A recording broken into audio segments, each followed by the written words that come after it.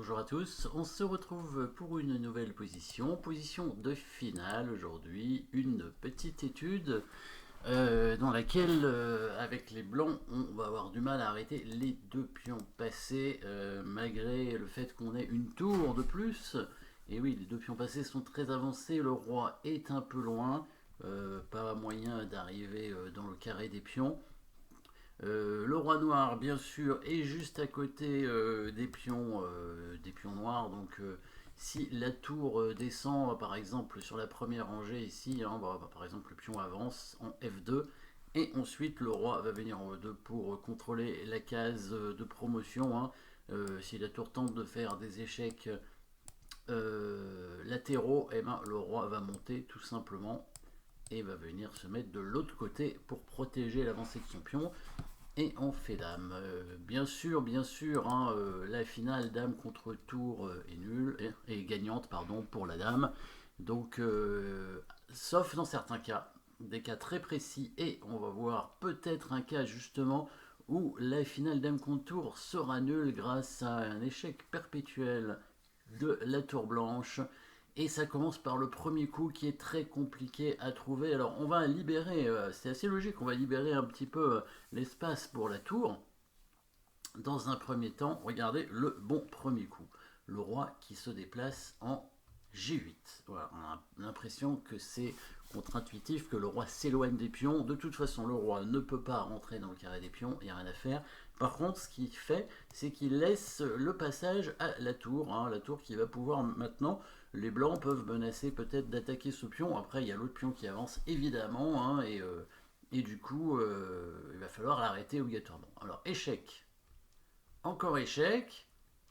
Donc le roi qui continue son trajet tranquillement, hein, protégé derrière son pion des échecs.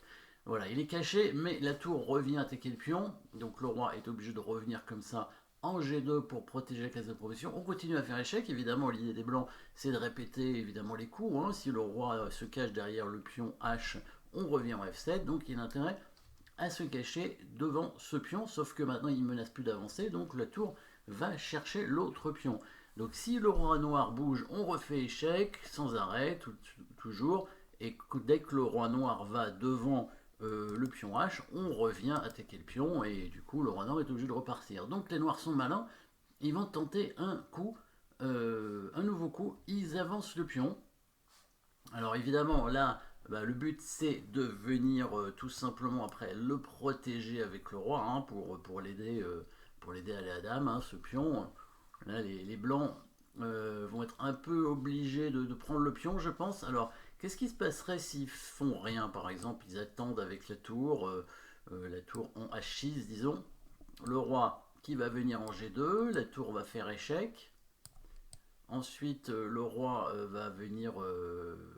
Où est-ce qu'il va aller? Il va aller vers la tour, en fait, le roi, je pense. Hein. Oui, il va aller vers la tour. Donc, il va faire roi F3. Après, il va aller en E3. Voilà, le pion menace d'aller à la dame, tout simplement. Hein. Et maintenant, le roi peut aller vers la tour parce que le pion noir est suffisamment avancé en H3. Hein. Donc, si la tour revient attaquer le pion, c'est l'autre pion qui va à la dame, du coup. Donc, ici. Quand le pion était en H4, les blancs pouvaient faire des échecs et revenir attaquer le pion. Maintenant que le pion est en H3, c'est trop tard. Donc les blancs sont obligés de prendre le pion. Regardez, il prend le pion. Là, les noirs avaient prévu le coup roi G2. Donc les blancs ne peuvent plus arrêter le pion qui va à dame. Sauf que ça va être une position particulière dans laquelle, avec le roi en G8, les blancs ont la nulle dans la finale tour contre dame. Ils mettent leur tour en H7. Les noirs font dame évidemment, et on fait échec tout le temps maintenant sur la colonne G et sur la colonne H, et dès que le roi va sur la colonne F, évidemment, on fera échec avec la tour en filade. Donc du coup, qu'est-ce qui se passe? Le roi noir va essayer de monter, mais il ira nulle part. Voilà, le roi avance, la tour fait échec, et ici, il ne peut pas évidemment aller sur la colonne F, hein, sinon il y a la dame qui est prise, donc la tour blanche fait des échecs tout le temps.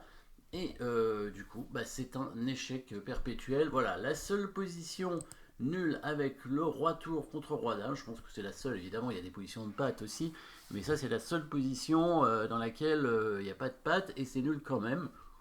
Parce que là, le roi noir ne peut pas s'échapper des échecs. Donc intéressant de voir que dans cette petite position de finale, on arrive à ça. Voilà, merci d'avoir suivi cette petite étude et à très bientôt.